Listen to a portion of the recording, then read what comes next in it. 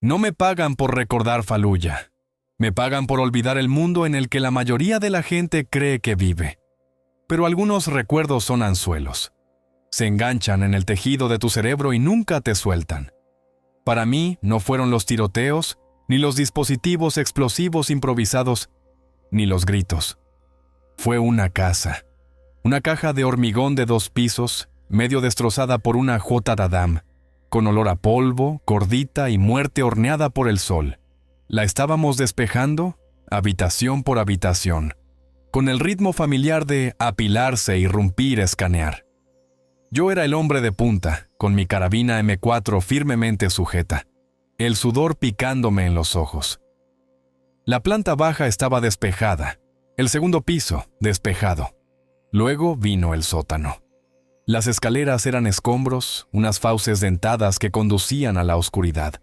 La linterna de mi cabeza cortaba un cono blanco y limpio a través de la penumbra, iluminando un suelo de tierra y paredes de piedra. Nada. Vacío. Pero al pasar la luz de vuelta hacia las escaleras, lo vi. Solo por un segundo. En el rincón más profundo, donde las sombras se aferraban como alquitrán húmedo, una figura. No era un hombre, era demasiado alto, demasiado delgado, y se movía con una velocidad líquida que desafiaba la física. No corrió, fluyó, plegándose en la oscuridad como el pliegue de un papel, desapareciendo antes de que mi cerebro pudiera siquiera procesar la orden de levantar mi fusil. El jefe de mi equipo preguntó qué pasaba. Le dije que vi una rata, una grande. Me dio una palmada en el hombro y seguimos adelante. Pero yo lo sabía, no era una rata. Aquella imagen fugaz e imposible fue mi cartel de reclutamiento no oficial. Es la razón por la que estoy aquí. Mi nombre es Michael Crane, pero todos me llaman Ghost. Soy un operador de la Oficina de Amenazas Especiales, UODT. Es una unidad hiperclasificada bajo el Departamento del Interior. Un fantasma burocrático financiado por un comité conjunto de la Agencia de Proyectos de Investigación Avanzados de Defensa y la Agencia de Inteligencia de Defensa. Nuestra tapadera pública es ridículamente insulsa. Grupo de Monitoreo Ambiental y Control de Especies Invasoras del Servicio Forestal de los Estados Unidos. Nuestro verdadero trabajo es encontrar, identificar, estudiar y, cuando es necesario, abatir cosas que no deberían existir. Los cerebritos los llaman críptidos, FANI, fenómenos anómalos no identificados, o una docena de otros términos estériles. Nosotros simplemente los llamamos amenazas. No es mi primer rodeo. Mi expediente tiene algunos puntos destacados. Estuvo la Operación Hambre del Norte en las aguas fronterizas de Minnesota. Cazamos un wendigo durante 3 semanas a temperaturas bajo cero. El bicho era listo, rápido e imitaba voces humanas para atraernos a emboscadas. Finalmente lo atrapamos estableciendo una zona de muerte cebada con 50 galones de sangre de cerdo y usando munición personalizada de 300 Winchester Magnum con núcleos con camisa de plata. Es extraño, pero la plata funcionó. Los de las batas de laboratorio siguen discutiendo si fueron las propiedades metalúrgicas o simplemente pura suerte que los proyectiles se fragmentaran en su sistema nervioso central. Luego estuvo el incidente del Bayou de Luisiana. Un rougarou, lo llamaban localmente. Un depredador alfa semiacuático y desagradable. Entramos con protocolos estándar y perdimos a un buen hombre, arrastrado bajo el agua negra antes de que pudiéramos siquiera reaccionar. Cada operación es una nueva bestia, un nuevo conjunto de reglas que tienes que aprender sobre la marcha, o mueres. Nuestro cuartel general es un complejo anodino que se cuece bajo el sol de Nevada, oculto a plena vista entre otras instalaciones gubernamentales. Por dentro, todos son pasillos estériles y puertas de acceso seguro. Mi lugar favorito es una sala de descanso no oficial que llamamos Gabinete 101. Es nuestro pequeño museo de lo imposible. En un estante hay un mechón de pelo blanco y áspero en una bolsa de pruebas, etiquetado como Yeti, sector Machapuchare. A su lado yace el cráneo del demonio de Jersey, que resultó ser una especie de pterosaurio modificado genéticamente que escapó de un laboratorio privado. En una vitrina insonorizada, un espectrograma reproduce en bucle la grabación acústica de un aullido que capturamos en el sistema de cuevas de Mammoth Cave, en Kentucky. Una vocalización que la ciencia moderna dice que ningún animal terrestre puede producir. Vivir esta vida te hace algo. Crea un estado permanente de disonancia cognitiva. Caminas por un supermercado, ves a la gente discutiendo sobre los precios de la gasolina o los cotilleos de famosos y quieres agarrarlos por los hombros y gritarles que el mundo no es el lugar seguro y ordenado que creen que es, que hay cosas en los bosques profundos y en las aguas oscuras que harían pedazos su realidad. De una manera retorcida, ese momento en Fallujah fue un consuelo. Demostró que no estaba loco. Simplemente demostró que el mundo lo estaba. Estoy en el gimnasio de la base, a mitad de una serie de dominadas, cuando mi comunicador de muñeca vibra. No es un mensaje de texto, es una anulación del sistema. Una pantalla blanca y austera con letras mayúsculas negras. Activación. Protocolo 7. 34 Alfa. Apalaches. Preséntese en la sala de informes Delta a las 0600 Zulu. El mensaje se autodestruye después de 5 segundos. Hora de ir a trabajar. Me ducho. El agua caliente lava el sudor del gimnasio, pero no el familiar nudo frío que se aprieta en mis entrañas. Me dirijo a la armería para recoger mi equipo. Paso la mano sobre el metal frío y familiar de mi arma principal. Una Heckler & Koch 416D 10,RS. Un fusil de cañón corto de 10,4 pulgadas, calibrado para 5,56 milímetros. Fiable, preciso. La desmonto por costumbre, mis manos moviéndose con una economía nacida de 1000 repeticiones. Reviso mi óptica, mi designador láser y mi supresor. Todo limpio, todo perfecto. Mientras preparo mis cargadores, lo veo. El capitán Marcus Valerius. El viejo. Está de pie, solo, en el centro de mando adyacente, mirando un enorme mapa holográfico de la cordillera de los Apalaches. Es un hombre grande, construido como una estatua romana, con una intensidad silenciosa que puede ser más intimidante que el grito de cualquier sargento instructor. Es uno de los mejores comandantes bajo los que he servido, tranquilo y decidido bajo presión. Pero esta noche, algo es diferente. Está perfectamente quieto, su mirada fija en un sector específico de Virginia Occidental. La luz del mapa proyecta un brillo azul sobre sus rasgos cincelados. Y entonces lo veo. Un detalle tan pequeño, tan extraño, que casi lo paso por alto. Sus fosas nasales se dilataron. Solo una vez, una contracción minúscula, casi imperceptible. Parecía un lobo probando el aire, como si pudiera oler el pino, la roca fría y las hojas húmedas, y en descomposición de un bosque a miles de millas de distancia, aquí mismo, en el aire estéril y filtrado de nuestra fortaleza del desierto. El nudo en mi estómago se aprieta. Esta va a ser diferente. Esta se siente mal. La sala de informes está a 3 niveles bajo tierra. La llamamos el acuario. Es una SCIF, una instalación de información sensible compartimentada. Un cubo estéril con paredes insonorizadas, sin ventanas, y una única y pesada puerta de acero. El aire zumba con el susurro del sistema de filtración.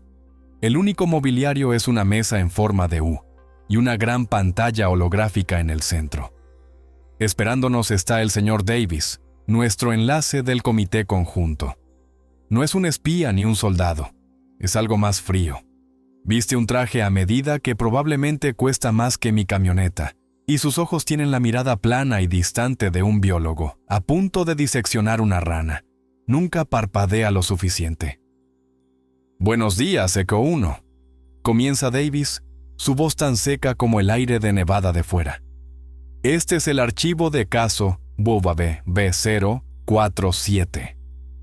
Durante los últimos 3 meses, 11 individuos han desaparecido sin dejar rastro dentro del Bosque Nacional Monongahela, Virginia Occidental.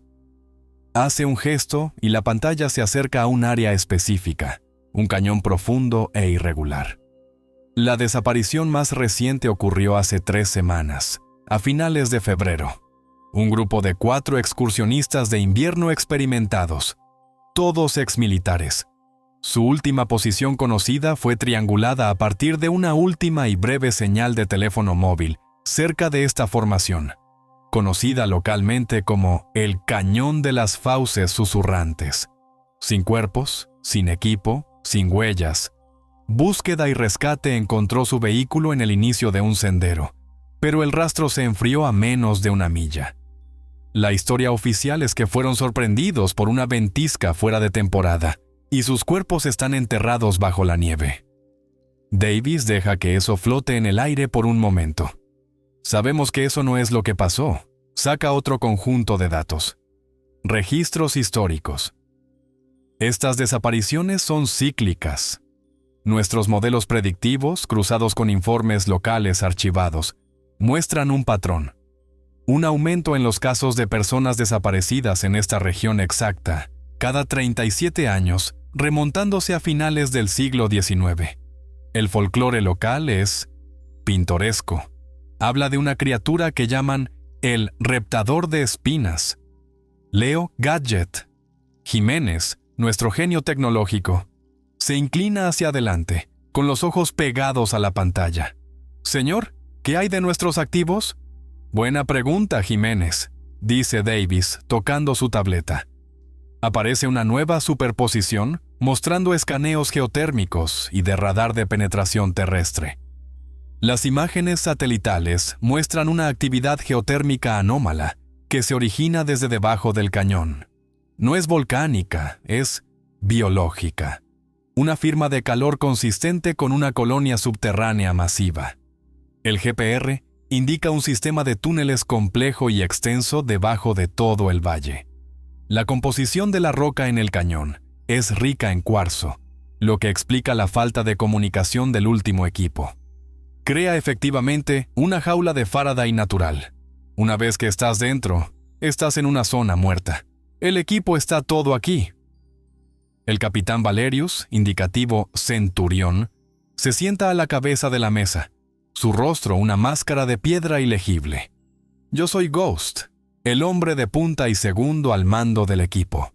Está Jiménez, Gadget, que puede hacer una matriz de comunicaciones con una tostadora y algo de alambre. Samuel Crusher Jones, una montaña de hombre que lleva nuestro armamento pesado. Se está limpiando metódicamente las uñas con un cuchillo de combate. David Doc O'Connell, nuestro médico, parece pálido, ya repasando escenarios de trauma en su cabeza. Y William Pathfinder Blackwood, nuestro explorador y rastreador, un hombre silencioso de ascendencia nativa americana, que puede leer una rama rota como el titular de un periódico. Sus objetivos de misión son los siguientes, afirma Davis, su tono no deja lugar a discusión. Primario, infiltrarse en el cañón de las fauces susurrantes y determinar la naturaleza de la amenaza. Secundario, si la amenaza se confirma como una entidad criptobiológica de clase 4, eso es una amenaza a nivel regional o inferior, están autorizados a neutralizarla. Terciario, recolectar muestras biológicas viables para su análisis. Esta es una operación clandestina. Entran limpios, sin equipo rastreable, sin parches de unidad. Mira alrededor de la mesa encontrándose con los ojos de cada uno de nosotros. Hemos dispuesto de equipo especializado para esta operación. Sus armas principales serán sus HK-416. Las armas de mano son Glock 19. La dotación estándar incluirá munición perforante con un núcleo de uranio empobrecido para una mayor penetración contra objetivos biológicos densos. También se les entregarán 3 granadas de pulso experimentales Sirena por hombre. Emiten un pulso sónico y electromagnético de múltiples espectros diseñado para desorientar a criaturas con órganos sensoriales exóticos. Mi mano va instintivamente al costado de mi chaleco portaplacas, donde suelen estar mis granadas. Juguetes nuevos. Siempre una bendición a medias.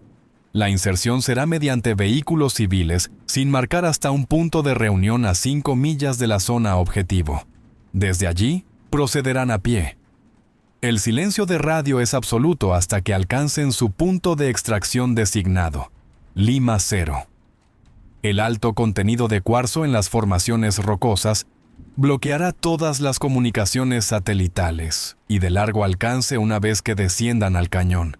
Estarán completamente solos. ¿Preguntas? La sala está en silencio. Todos conocemos el procedimiento. Davis asiente, satisfecho. Una última cosa. Sus ojos parpadean hacia Valerius, luego de vuelta al resto de nosotros. Permítanme ser perfectamente claro. Esta no es una misión de rescate. La ventana para eso ya pasó hace mucho tiempo. Esto es un trabajo de saneamiento. Se les envía a sacar la basura. Valerius asiente una sola vez, bruscamente, sin apartar la mirada del mapa geológico del cañón. Lo observo y no puedo quitarme la sensación de que no solo está mirando un mapa, está mirando un campo de batalla que ya conoce, quizás uno para el que nació. El aire en el acuario de repente se siente 10 grados más frío. 2 días después, estamos a un mundo de distancia del desierto de Nevada. Un avión de transporte C-17 Globemaster, 3 estéril y sin ventanas, nos deja en un aeródromo fuera de servicio en la zona rural de Virginia Occidental, al amparo de una noche sin luna. El aire que nos golpea cuando baja la rampa es espeso, frío y cargado del olor a tierra húmeda y pino. Esperando en la pista hay 2 Ford F-250 negras sin matrículas, sin conductores. Las llaves están en los salpicaderos. Es la marca de logística estéril innegable de la ODT. Cargamos nuestro equipo. Los únicos sonidos son los suaves clics de las cajas Pelican y el crujido de nuestras botas sobre el asfalto agrietado. Conducimos durante 2 horas, los potentes faros cortando túneles a través de un paisaje de colinas oscuras y durmientes, y árboles esqueléticos. Nuestro destino es una pequeña granja aislada a millas por un camino de tierra. Una única luz amarilla arde en una ventana de la planta baja. Este es nuestro punto de entrega, nuestro contacto. Nos espera en el porche, una silueta contra la luz. Su nombre es Earl Whitaker. Es un guardaparques jubilado de unos 60 y tantos años, con un rostro como un mapa topográfico de estas montañas y ojos que han visto más que solo ciervos y osos negros. Es lo que la ODT llama un guardián, un miembro de una red informal y generacional de observadores locales que vigilan los rincones extraños del país para ellos. Son la primera línea de defensa, los cables trampa humanos. Deben ser el equipo de reconocimiento, dice Earl. Su voz un retumbo bajo como rocas que se desplazan. No ofrece la mano, simplemente nos evalúa, su mirada deteniéndose en la mochila de gran tamaño de Crusher y en el HK con supresor que llevo colgado al pecho. Bien, entren. Adentro, su casa huele a humo de leña, papel viejo y café recién hecho. Tiene un mapa grande y descolorido extendido sobre una pesada mesa de roble. Es más antiguo que cualquier mapa oficial del servicio forestal, lleno de notas y símbolos escritos a mano. Los mapas del gobierno son inútiles aquí, dice, golpeando con un dedo el área marcada como cañón de las fauces susurrantes. Mi abuelo llamaba a este lugar la tierra de las raíces podridas. Decía que el suelo mismo respira ahí fuera, y no es un buen aliento tampoco. Nos cuenta lo que los satélites no pueden. Los animales evitan el cañón. Incluso los pájaros parecen trazar un amplio círculo a su alrededor. En noches frías y tranquilas, a veces se puede oír un sonido que llega con el viento desde esa dirección. No es un aullido ni un grito, un chasquido agudo y rítmico, un sonido seco y chirriante, como 1.000.000 de ramitas quebradizas rompiéndose al unísono. Luego saca la prueba. Desenvuelve un viejo paño aceitado para revelar una única púa de aspecto vicioso. Mide unas 6 pulgadas de largo. Es endiabladamente afilada y está hecha de un material que parece vidrio de color obsidiana ahumado. Tiene la forma de una aguja hipodérmica masiva, con un canal hueco en el centro. Mi padre encontró esto cerca del borde del cañón hace 50 años, clavado en el tronco de un roble, dice Earl. Lo sacó con un par de alicates. Gadget saca un escáner de mano de su mochila y lo pasa sobre el objeto. Su pantalla parpadea con datos. «Capitán», dice, con la voz tensa. «Compuesto orgánico, alto contenido de sílice, mezclado con oligoelementos metálicos desconocidos. Es una aleación de quitina y silicato. Básicamente, es una cerámica biológica. Nunca he visto nada igual». Earl nos guía antes del amanecer, llevándonos por un sendero de caza hasta el último campamento conocido de los excursionistas desaparecidos. Es una escena espeluznante. 2 tiendas de campaña de invierno de alta gama se alzan en silencio en un pequeño claro, espolvoreadas con nieve fresca.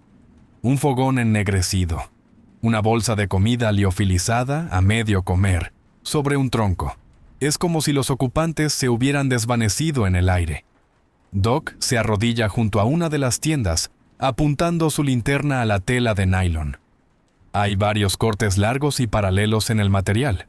Cubriendo los bordes de los desgarros, hay una fina baba translúcida que se ha endurecido con el frío. Doc raspa cuidadosamente una muestra en un vial. ¿Hueles eso?, pregunta, sosteniendo el vial abierto cerca de mi cara. Me inclino. El olor es agudo, químico y completamente extraño. Una mezcla de ozono, como el aire después de un rayo, y el sabor acre del ácido fórmico. El olor de algo que no pertenece a este bosque. Mientras nos preparamos para partir, el viento arrecia, gimiendo entre las ramas desnudas. El cielo al oeste es de un púrpura feo y amoratado. Se acerca una tormenta, dice Earl, mirando las nubes. Una grande. Se supone que será la peor en una década. Es finales de febrero, pero el invierno aún no está listo para abandonar estas montañas. Si entran en ese cañón ahora, esa tormenta los va a sellar.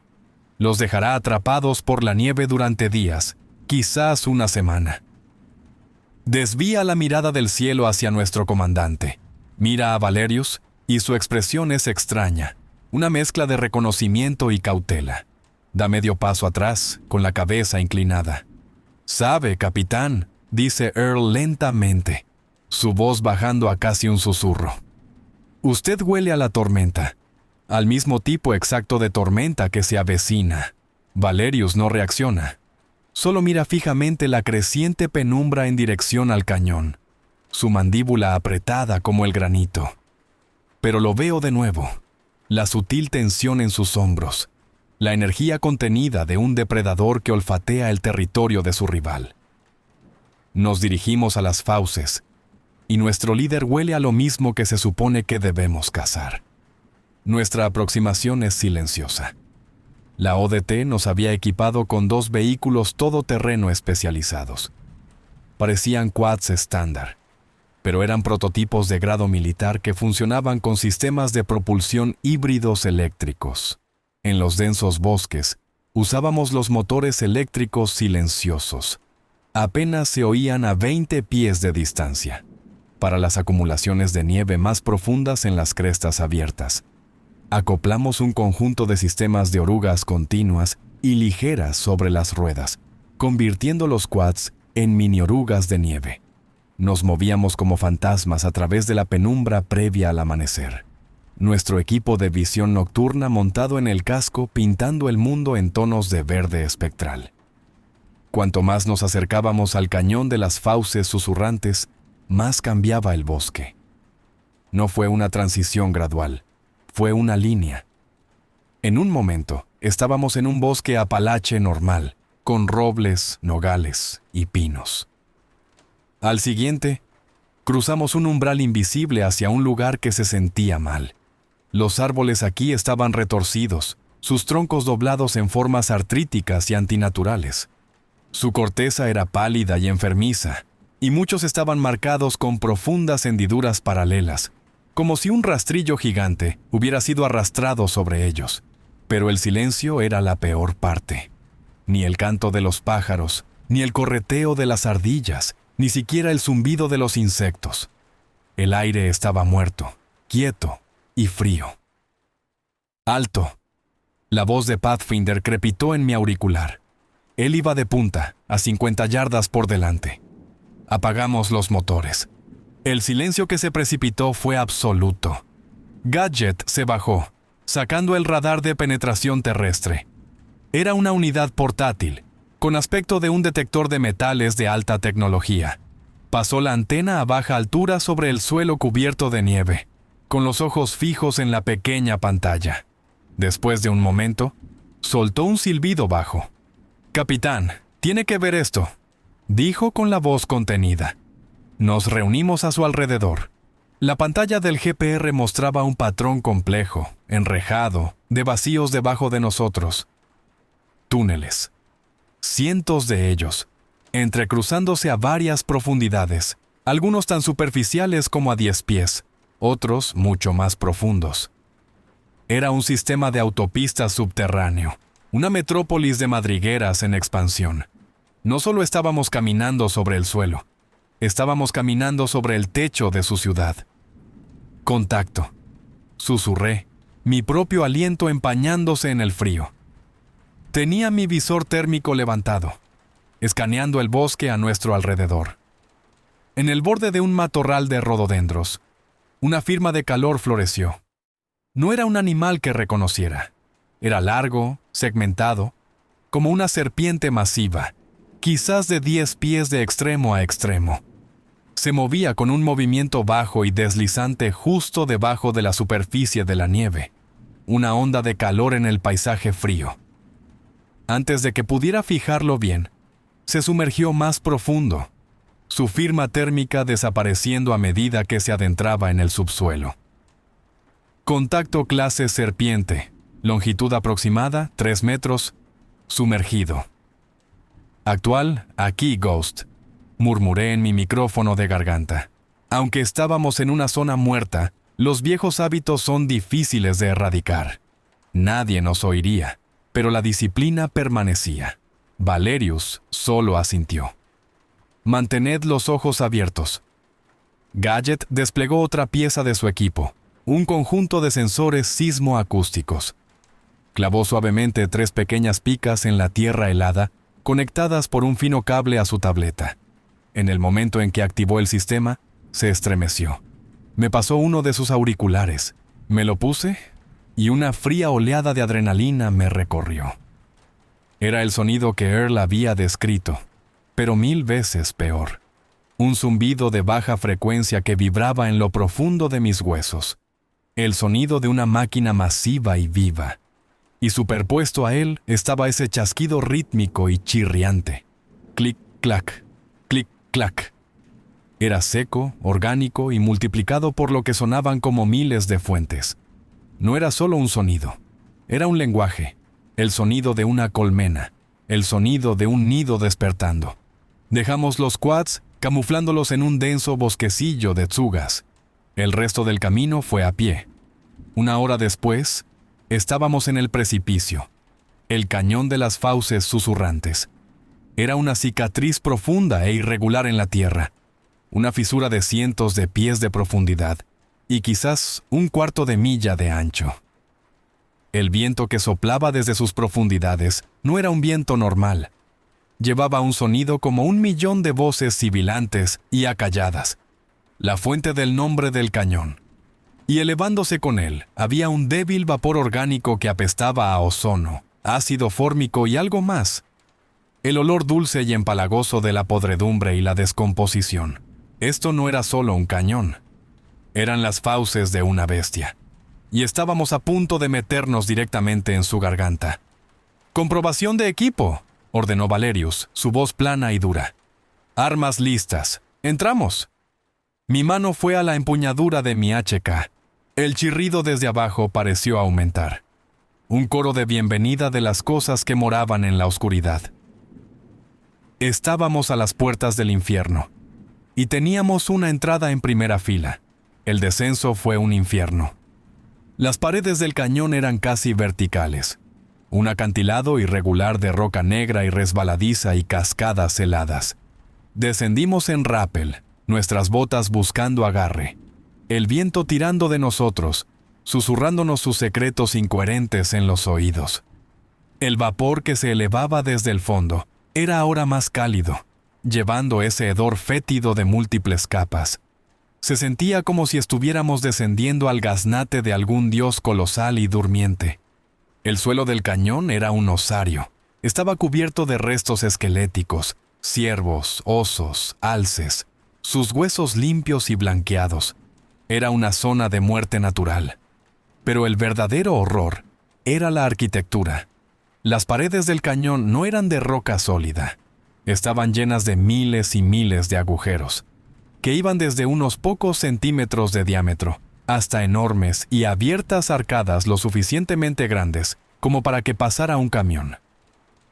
Parecía un gigantesco termitero petrificado, una ciudad tallada por insectos impíos. El aire estaba espeso con el zumbido bajo y chirriante, que ahora provenía de todas partes. Estábamos dentro de la colmena. Pathfinder, moviéndose con su silencio preternatural, nos hizo señas hacia la boca de una de las cuevas más grandes. Señaló. Yaciendo medio enterrado en el talud y el polvo de huesos, había un exoesqueleto mudado. Era inmenso, fácilmente de 12 pies de largo. Parecía un híbrido monstruoso de un 100 pies y un escorpión, con docenas de placas corporales segmentadas y largas patas multiarticuladas con garras afiladas como cuchillas. Era la piel mudada de uno de los más pequeños, los zánganos. Gadget se arrodilló, desprendiendo un trozo de la armadura desechada con la culata de su cuchillo. Introdujo el fragmento en su espectrómetro de masas portátil. Capitán, el análisis confirma la muestra de campo. Cerámica orgánica de alto contenido en silicato. Este material es casi tan resistente como el blindaje de un vehículo. Crusher palmeó el formidable armazón de su arma, una ametralladora Fabrique Nacional Mark 48. Menos mal que disparó 7,62 milímetros entonces, gruñó con una sonrisa sombría en su rostro. Veamos cómo les gusta la cerámica al tungsteno. Elegimos uno de los túneles más grandes y entramos, en una formación de pila compacta, con las armas levantadas. Ghost, Pathfinder, Valerius, Crusher, Gadget y Doc, cubriendo nuestra retaguardia. Las luces de nuestras armas cortaban haces blancos y estériles a través de la oscuridad absoluta. El túnel no era natural. Las paredes eran demasiado lisas, casi pulidas, y estaban cubiertas de esa misma baba fina y seca que habíamos encontrado en la tienda. Dentro de una pequeña caverna junto al túnel principal, Pathfinder encontró lo que buscábamos: más restos humanos, esparcidos entre los huesos de animales. Pero aquí había restos de equipo. Un único mosquetón manchado de sal, un trozo destrozado de una chaqueta de Gore-Tex de alta gama, la lente rota de un par de gafas de sol Oakley. Este era el lugar de descanso final de los excursionistas, y Dios sabe cuántos otros antes que ellos. Fueron arrastrados aquí, a esta despensa, y consumidos. Doc se arrodilló, examinando un gran fémur. «Miren las marcas», dijo con la voz tensa. «No son marcas de mordiscos, están rayadas, como si la carne hubiera sido raspada sistemáticamente con algo increíblemente afilado». Levantó la vista, su rostro pálido bajo el brillo de su linterna frontal. Y hay pequeños agujeros perforados en las articulaciones. Estaban extrayendo el tuétano. Esto no era solo depredación, era una carnicería meticulosa y eficiente.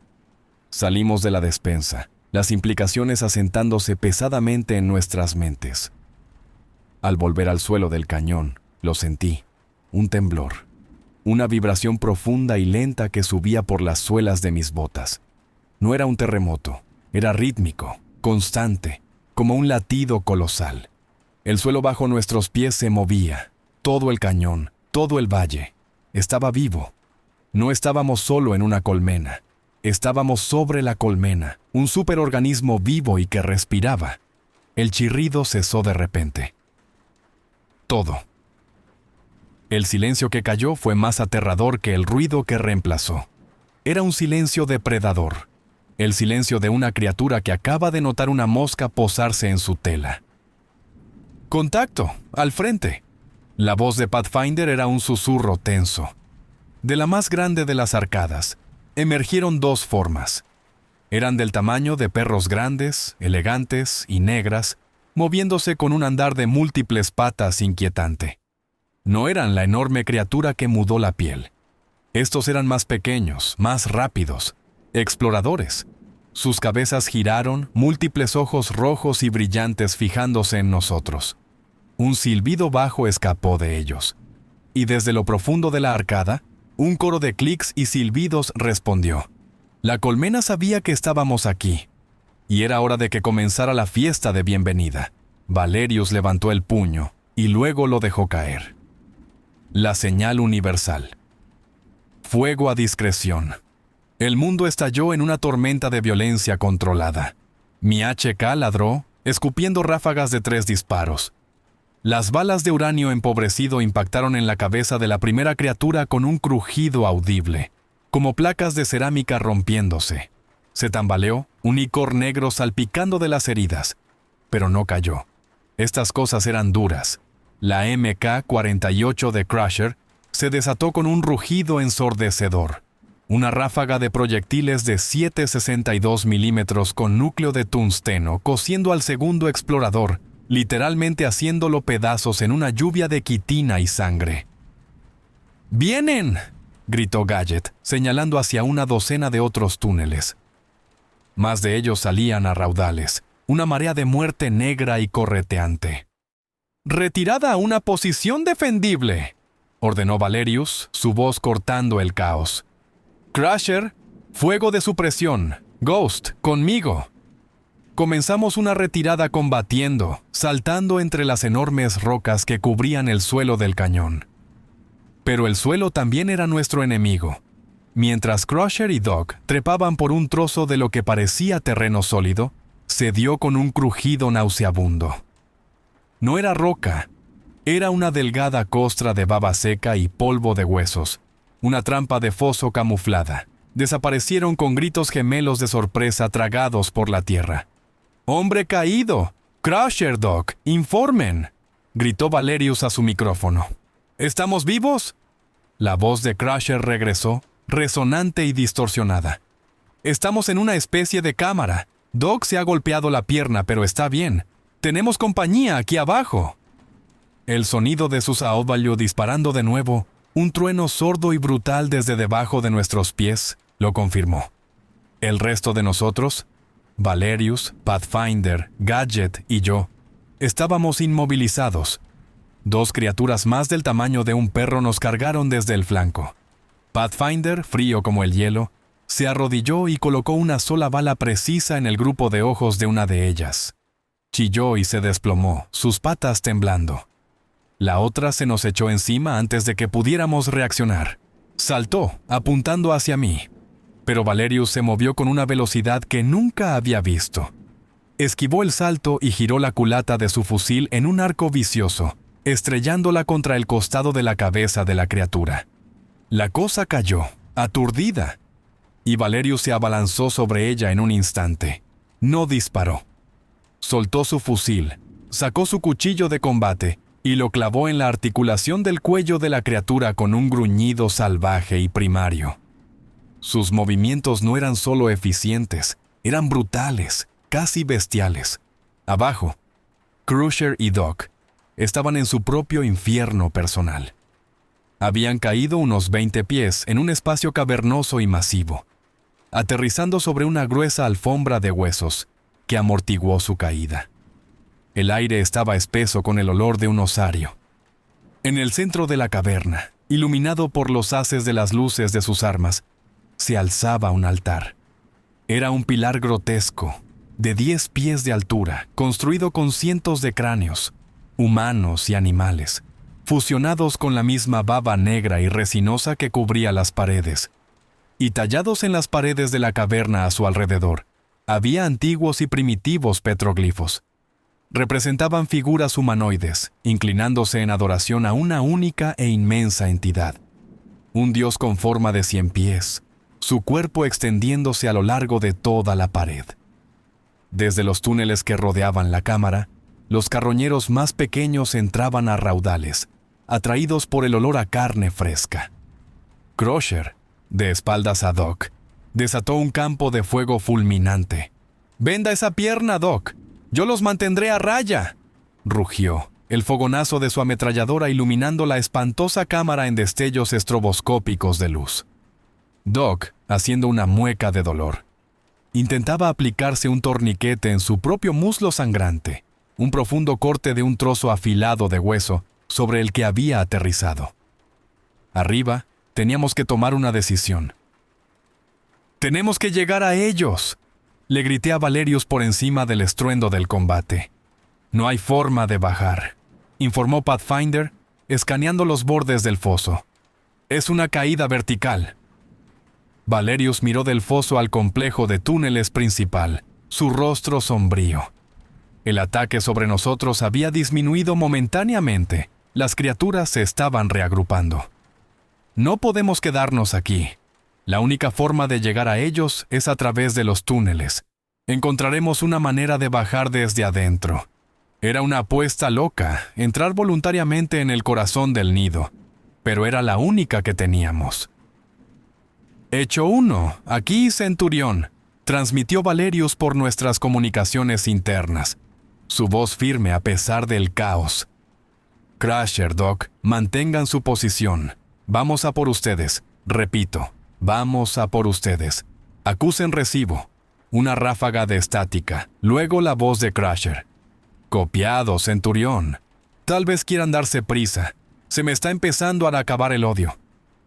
La batalla había terminado, por ahora. Pero estábamos separados, atrapados, y en lo profundo del territorio enemigo. Habíamos ganado la escaramuza, pero la guerra por nuestra supervivencia acababa de comenzar. Teníamos que adentrarnos más en el abismo para salvar a nuestros amigos. La decisión estaba tomada. Nos sumergimos en el túnel más grande, del que habían emergido los primeros exploradores. El aire en el interior era diferente, más denso, más cálido y saturado de una humedad empalagosa y húmeda. Se sentía como si estuviéramos caminando hacia los pulmones de la colmena. Las paredes pulidas pulsaban con una débil bioluminiscencia interna, proyectando un enfermizo resplandor verde y azul, que revelaba venas de la baba negra que las recorrían como arterias. El rítmico latido subterráneo era más fuerte aquí, un zumbido bajo y constante que resonaba en mi cavidad torácica. Nos movimos en una formación de diamante cerrada, nuestros sentidos al límite. Pathfinder tomó la delantera. Sus pies no hacían ningún sonido en el suelo viscoso. Cada cruce, cada túnel lateral era un punto de emboscada potencial. Estábamos ciegos, confiando solo en lo que nuestras luces y nuestros instintos podían decirnos. «Alto», susurró Gadget, deteniéndose en una bifurcación del túnel.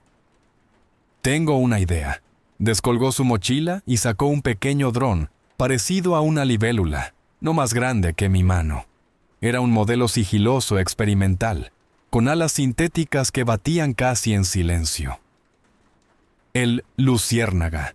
Corto alcance, pero la señal óptica es de alta definición. Lanzó suavemente el dron al aire. Flotó por un momento. Luego se deslizó por el túnel de la derecha, su diminuta cámara transmitiendo una imagen en vivo a la pantalla de muñeca de Gadget. Miramos por encima de su hombro. El dron voló a través de un pasaje largo y sinuoso, antes de emerger en un vasto espacio cavernoso. La imagen era impresionante y aterradora. La caverna era inmensa, del tamaño de un estadio de fútbol, y su suelo estaba cubierto de cientos, si no miles, de objetos esféricos y coriáceos.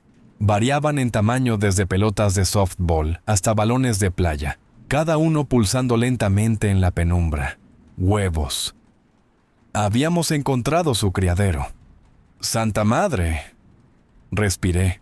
El dron barrió la caverna.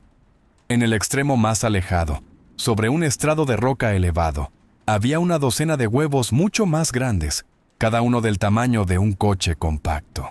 Brillaban con una luz interna más intensa. Huevos de reina. De repente, la señal del dron parpadeó y se cortó. «Señal perdida», dijo Gadget, su rostro sombrío. «Algo lo frío». «No importa, ahora sabemos dónde está el corazón», dijo Valerius, su voz fría y dura. Nos miró, sus ojos brillando en la tenue luz. «Cambio de planes. No solo vamos a recuperar a nuestros hombres, vamos a terminar con esto, con todo, aquí mismo», señaló el túnel que el dron había tomado. «Ese es nuestro objetivo. Entramos, colocamos una carga y quemamos este nido entero hasta los cimientos». Seguimos el camino que el dron había tomado, saliendo a una cornisa alta que daba a la caverna incubadora. La escala era asombrosa. El aire era caliente y húmedo, como un invernadero tropical, y olía a líquido amniótico y descomposición. Debajo de nosotros, el mar de huevos pulsantes se extendía en la oscuridad. El bajo y vibrante latido de la colmena era ensordecedor aquí. «Crusher puede estar atrapado, pero nos dio un regalo», dijo Valerius, señalando la mochila de gran tamaño de Crusher, que ahora yo llevaba. Empacó el regalo. El regalo era nuestro nombre en clave para una carga FAE-M, un explosivo de combustible aire, miniatura. Era un dispositivo termobárico compacto de alto rendimiento diseñado para neutralizar búnkeres fortificados, creando una onda de presión masiva y sostenida, y absorbiendo todo el oxígeno de un espacio cerrado. En una caverna como esta, sería devastador. Sería un horno. «Gadget, búscanos una ruta para bajar al otro lado de la cámara, cerca de la nidada de la reina. Ahí es donde obtendremos el radio de explosión más efectivo», ordenó Valerius. «Ghost, Pathfinder, ustedes de vigilancia. Quiero ojos en cada sombra». Comenzamos nuestro cuidadoso descenso a la caverna principal, moviéndonos a lo largo de una cornisa estrecha y desmoronada. Abajo, en el suelo de la caverna, Crusher, o más bien yo, su mula de carga, desempacó el FAE-M. Era un cilindro metálico y elegante de unos 2 pies de largo. Comenzó la secuencia de armado, sus manos moviéndose con una calma practicada a pesar del horrible entorno. Mientras trabajaba, escaneé la caverna a través de la mira de mi fusil. Un parpadeo de movimiento llamó mi atención. Uno de los huevos más pequeños cerca del centro de la cámara tembló, más violentamente que los otros. Luego otro. Una lenta y cascada de vibraciones comenzó a extenderse por toda la nidada. Nos llegó un débil sonido de crujido, luego otro y otro, multiplicándose en un coro nauseabundo. Los huevos estaban eclosionando. Todos estaban eclosionando. «Capitán», dije, mi voz tensa por la urgencia, «tenemos un problema, se están despertando». Crusher levantó la vista de la carga, su rostro resbaladizo de sudor. «Armado», dijo. Pero se nos acabó el tiempo. El silencio antes de la tormenta había terminado. Habíamos pateado el avispero, y el enjambre estaba a punto de desbordarse. Las cáscaras coriáceas de los huevos se abrieron con un sonido húmedo y desgarrador. Cientos de ellos. De cada saco roto se arrastraba un recién nacido. Eran versiones más pequeñas de los exploradores, del tamaño de un gato grande, pálidos y relucientes de líquido amniótico. Desplegaron sus patas, sus múltiples ojos rojos parpadeando en la tenue luz, e inmediatamente comenzaron a chirriar, un sonido agudo y penetrante que raspaba los nervios. En segundos, el suelo de la caverna era una alfombra retorciéndose de ellos. «¡Están sobre nosotros!», gritó Pathfinder, disparando una ráfaga de su HK contra la oleada más cercana de crías. Las pequeñas criaturas eran frágiles, estallando en ráfagas de ícor, pero había demasiadas. Por cada una que disparábamos, 5 más se abalanzaban. «¡Denle tiempo!», rugió Valerius. Formamos un semicírculo alrededor de Crusher, de espaldas a la carga FAE-M, y abrimos fuego. La caverna se convirtió en un infierno de fogonazos, disparos rugientes y los gritos agudos de las crías moribundas. Cambié un cargador, con las manos resbaladizas de sudor. Estaban por todas partes, trepando sobre sus hermanos muertos, una marea implacable de garras y dientes. Agarré una de las granadas sirena experimentales de mi chaleco. Quité la anilla y la lancé a la parte más densa del enjambre. La granada detonó no con una explosión, sino con un destello silencioso de luz de múltiples espectros y una onda de presión subsónica que me hizo doler los dientes. Las crías en un radio de 20 pies entraron en convulsiones, sus sistemas nerviosos sobrecargados. Se retorcieron en el suelo, chillando, comprándonos preciosos segundos. «Temporizador fijado. 120 segundos», gritó Crusher por encima del estruendo, cerrando de golpe el panel de activación de la carga. «Tenemos que irnos. ¡Ahora!». Comenzamos nuestra retirada combatiendo hacia la cornisa de la que habíamos venido. Pero mientras trepábamos hacia la salida, un sonido desde un enorme túnel en el extremo más alejado de la cámara empequeñeció a todos los demás. Fue un rugido profundo y gutural de rabia pura y sin adulterar. La madre había llegado. Era inmensa. Una reina 100 pies del tamaño de un autobús Greyhound. Su armadura quitinosa gruesa y negra como roca volcánica. Su cabeza era una pesadilla de mandíbulas rechinantes y un bosque de antenas que se retorcían. Docenas de ojos rojos y brillantes, cada uno del tamaño de un plato, se fijaron en nosotros con una inteligencia malévola. Vio la luz roja parpadeante de la carga termobárica junto a su nidada, y lo entendió. Avanzó con fuerza, sus 1000 patas la llevaron a través del suelo de la caverna con una velocidad aterradora.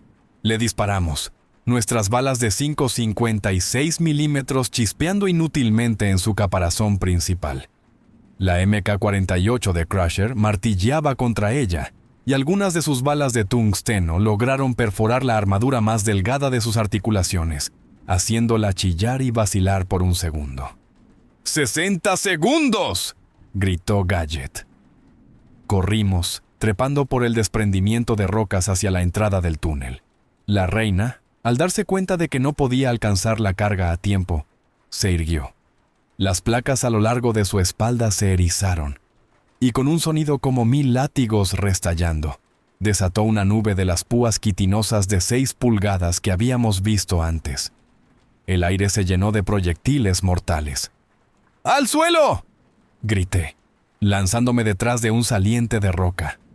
Las espinas se estrellaron contra la roca a nuestro alrededor, incrustándose a pulgadas de profundidad con golpes nauseabundos. Estábamos casi en la apertura del túnel, nuestra única ruta de escape. Pero nuestro camino estaba bloqueado. Un zángano adulto, uno de los de 12 pies, se había arrastrado fuera de un pasaje lateral, su cuerpo llenando por completo la salida. Siseó, sus garras buscando agarre. Estábamos atrapados. 10 segundos en el reloj. En ese último y desesperado momento, Crusher hizo lo que hacen los de armamento pesado.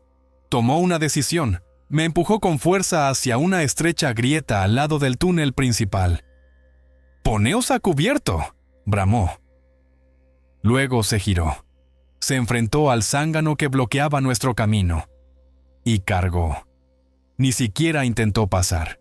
Levantó su MK-48 y caminó su fuego por el cuerpo del bicho hasta su cara. El rugido de su ametralladora un grito final y desafiante. Se mantuvo firme. Un pelotón de fusilamiento de un solo hombre, un baluarte humano, evitando que el zángano se retirara y sellara completamente el túnel. Nos estaba comprando los últimos pies de distancia. Lo último que vi antes de lanzarme por la grieta fue a Crusher, envuelto en la sombra del zángano, su ametralladora aún disparando mientras el mundo detrás de él se volvía de un blanco puro y silencioso. La onda de choque nos golpeó como un golpe físico. No fue solo sonido, fue un muro de pura fuerza que nos estrelló contra el suelo del túnel. Había seguido el protocolo 734 Alpha, la contingencia para el despliegue termobárico en un espacio confinado. En el momento en que salí de la grieta, había arrancado la máscara de refuerzo de mi chaleco y me la había sujetado a la cara. El silbido del suministro de oxígeno de 1 minuto era lo único que podía oír por encima del zumbido en mis oídos. La carga FAE había hecho su trabajo, incinerando el nido y, en el proceso, consumiendo cada molécula de oxígeno en la caverna y los túneles adyacentes. Crusher se había ido, había dado su vida y su oxígeno por nosotros. La explosión había desestabilizado todo el complejo. El túnel en el que estábamos gimió, y una sección del techo se derrumbó, creando una pendiente empinada y llena de escombros que conducía hacia una delgada grieta de luz gris. Una salida. ¡Arriba!, graznó Valerius, su voz ronca. ¡Moveos! Trepamos por la traicionera pendiente de roca y tierra, ahogándonos en el polvo. Pathfinder iba por delante, comprobando la estabilidad del camino. Yo arrastraba a Gadget, que tenía un trozo de metralla en la pierna. Doc estaba justo detrás de mí. Su propia herida en la pierna le hacía cojear mucho. Estábamos rotos, pero estábamos vivos. Estábamos a 20 pies de la superficie cuando una sombra cayó sobre la grieta de luz. La reina era una visión del infierno. La mitad de su cuerpo estaba horriblemente quemada, su caparazón negro derretido y fusionado en algunos lugares, revelando el músculo pulsante y en carne viva debajo. La estructura porosa y alveolada de su exoesqueleto debió absorber parte de la onda expansiva, salvándola de la vaporización instantánea. Pero el fuego había pasado factura. Estaba herida, sangrando e incandescente de furia.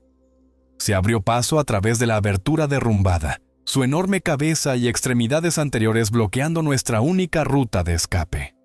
¡Sin munición!, gritó Pathfinder, su fusil haciendo clic en una recámara vacía. ¡Igual!, jadeó Gadget. Me quedaba medio cargador. No sería suficiente ni para rasguñarla. Estábamos acabados, acorralados, indefensos, a punto de ser masacrados por la matriarca vengativa que no habíamos logrado matar. Y entonces, Valerius hizo algo que me rompió la cabeza. Dejó escapar un sonido que no era humano. Fue un gruñido bajo y gutural que vibró a través de la misma roca. Dejó caer su fusil vacío. Sus ojos, cuando se volvieron para mirar a la reina, ya no eran humanos. Brillaban con una luz amarilla y salvaje. ¡Atrás!, gruñó, su voz distorsionándose, volviéndose más profunda, monstruosa. La transformación fue violenta e inmediata. Sus huesos crujieron y se recolocaron con chasquidos audibles. Los músculos se hincharon y retorcieron bajo su piel, rasgando sus ropas de combate en jirones. Un pelaje negro y áspero brotó por todo su cuerpo. Su rostro se alargó en un hocico salvaje. Sus dientes se convirtieron en colmillos viciosos. En el espacio de 5 segundos horribles, el capitán Marcus Valerius, nuestro comandante, desapareció. En su lugar se alzaba un lobo bípedo de 7 pies de altura, una fusión perfecta de hombre y bestia, que irradiaba un aura de ferocidad pura y primigenia. Un hombre lobo. La bestia que era Valerius dejó escapar un aullido escalofriante que era a la vez un desafío y un grito de guerra. Luego se lanzó pendiente arriba. Lo que siguió no fue una pelea, fue una masacre. La reina, herida y lenta, no era rival para el poder crudo y explosivo del licántropo. Valerius el lobo era un borrón de pelaje negro y garras centelleantes. Esquivó un torpe golpe de una de las enormes extremidades anteriores de la reina. Saltó sobre su espalda y comenzó a desgarrarla con un salvajismo que me heló la sangre. Le arrancó trozos de su armadura quitinosa, ignorando las espinas defensivas que ella intentaba clavarle. Icor negro y sangre roja salpicaron las rocas. La reina chilló, un sonido agudo de dolor y pánico, debatiéndose salvajemente. Pero el lobo era implacable. Trepó por su espalda, hundiendo sus garras para afianzarse, y cerró sus enormes mandíbulas alrededor de la base de su cráneo, donde la cabeza se unía al cuerpo. Hubo un sonido repugnante, húmedo y crujiente, que resonó en el espacio confinado.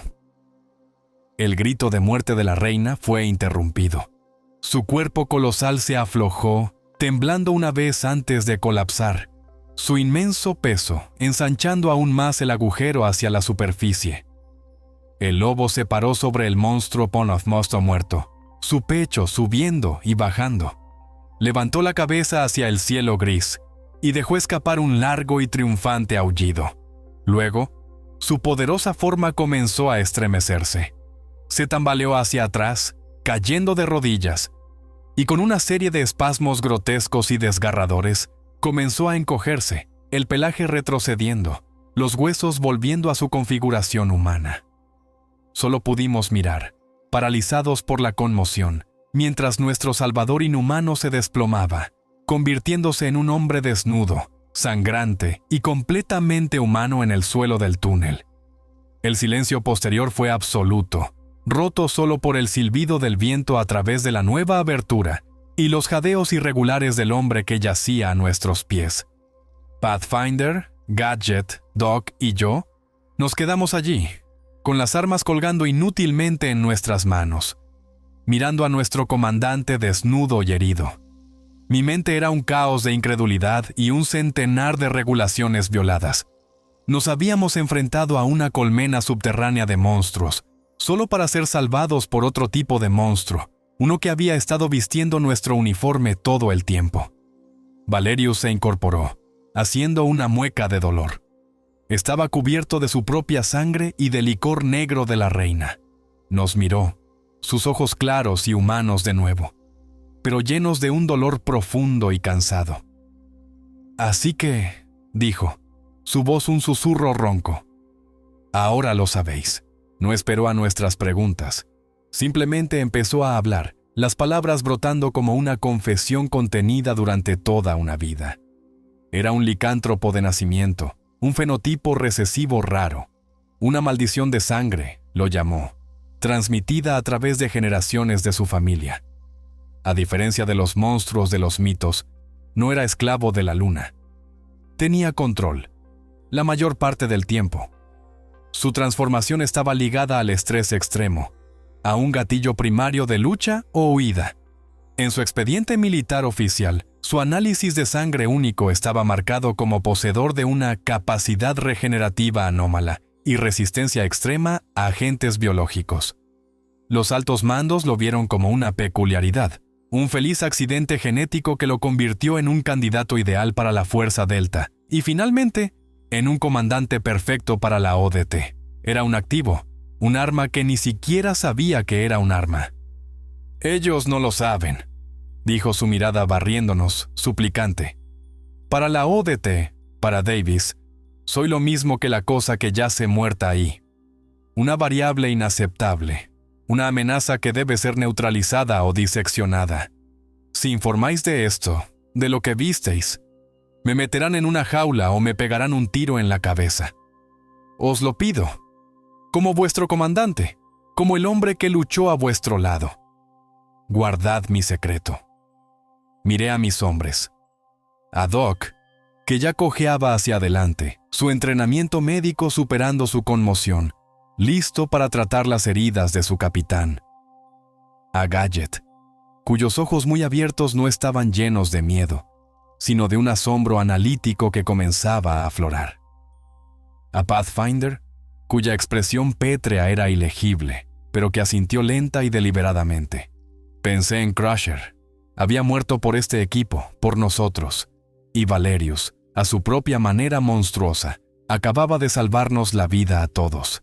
Éramos Eco 1. Entramos juntos, salimos juntos. Lo que quedaba de nosotros, al menos. Tomé la decisión. Crusher murió en la explosión inicial cuando un zángano bloqueó la salida. Declaré, mi voz firme, sin dejar lugar a discusión. La reina resultó gravemente herida por la carga FAE.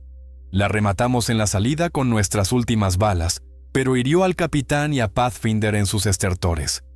La explosión provocó un derrumbe que acabó con el resto de la colmena. Ese es nuestro informe oficial, ¿entendido? Doc se arrodilló junto a Valerius, ya sacando toallitas antisépticas de su botiquín. «¿Entendido, Ghost?» Gadget asintió. «¿Copiado?» Pathfinder simplemente dijo.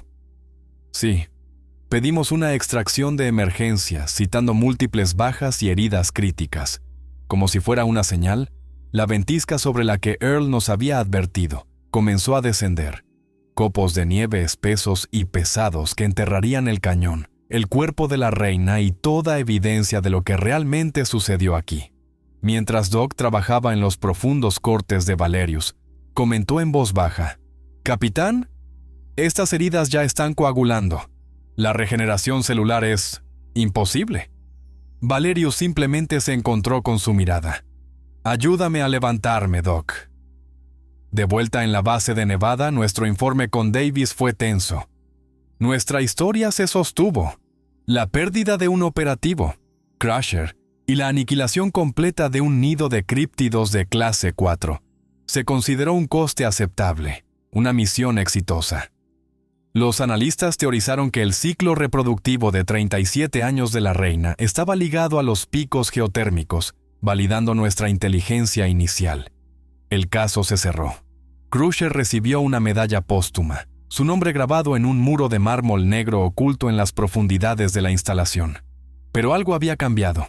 Los 4 que sobrevivimos estábamos unidos por un nuevo y peligroso secreto. A veces me sorprendo observando a Valerius durante el entrenamiento, viendo al depredador que yace justo debajo de su piel. Y también veo la forma en que Davis lo observa a él. Una mirada larga y analítica, el cálculo frío de un hombre que sospecha que tiene un lobo con correa. Davis no es tonto. Puede que no sepa lo que pasó, pero sabe que algo no cuadra. Sin embargo, es un burócrata, y por ahora, perder a un monstruo controlable que ha demostrado su lealtad podría ser un resultado peor que mantenerlo en el campo con 3 operadores que morirían para proteger su secreto. Es una ecuación fría y fea. Sacamos la basura en el cañón de las fauces susurrantes, pero al hacerlo, creamos un nuevo secreto, una nueva vulnerabilidad. Nuestra guerra no había terminado. Para los supervivientes de Echo 1, la lucha por nuestra propia supervivencia acababa de comenzar.